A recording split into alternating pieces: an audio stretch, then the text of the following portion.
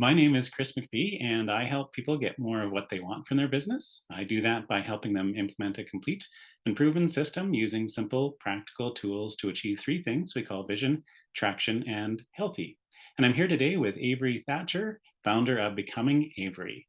So, Avery, let's kick off with question number one. Give me your 30-second elevator pitch. What do you do for your customers? What problems do you solve, or what value do you provide? Absolutely. So when I first started my career, I was a registered nurse working in an ICU.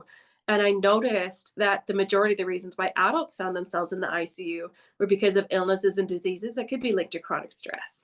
So I decided to get out of the reactive side of medicine. And now I help highly sensitive high achievers recover from burnout, reverse some of those negative health effects of stress, and really just optimize their habits so that they can consistently maintain their energy and focus to have that greater impact on their corner of the world. Great. And what would be a typical trigger or event that would cause a prospective client to reach out to you and want to learn more about your services? So, most people reach out to me when they are feeling that burnout, when they don't have the energy, the motivation, things that they used to really enjoy doing no longer light them up. They just feel stuck and not really sure how to get their mojo back. And that's generally when people reach out to me, is after that's happened. But occasionally, some people will recognize that they're on the track to burnout again. And that's where they want to prevent it from happening. Okay. And so what makes you unique? Why would they want to reach out to you versus other alternatives they might have?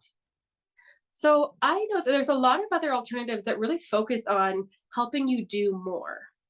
But without that being in an aligned way, we often end up burning ourselves out again. And so my perspective comes from a very science based background. And I also look at things from the Ayurvedic perspective. So when we look back at different societies and cultures that really thrived, and then we look at our current culture, it's really neat to see the similarities and the polarities and really pull from those. So it's both a mix of traditional information and then modern science. Okay. And so then when someone starts working with you, what does a typical engagement look like with them?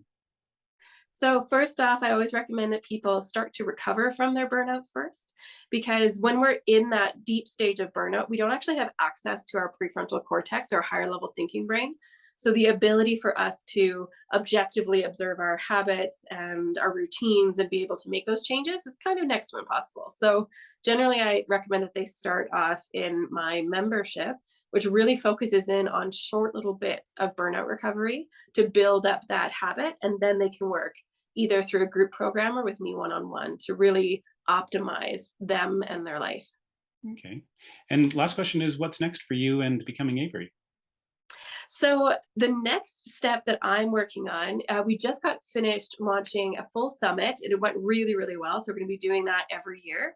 And the next bit is to be expanding. So, we already have different teachers from all across the world that participate in our programs. And so, I want to continue to expand that and offer smaller groups in different areas. Okay, great.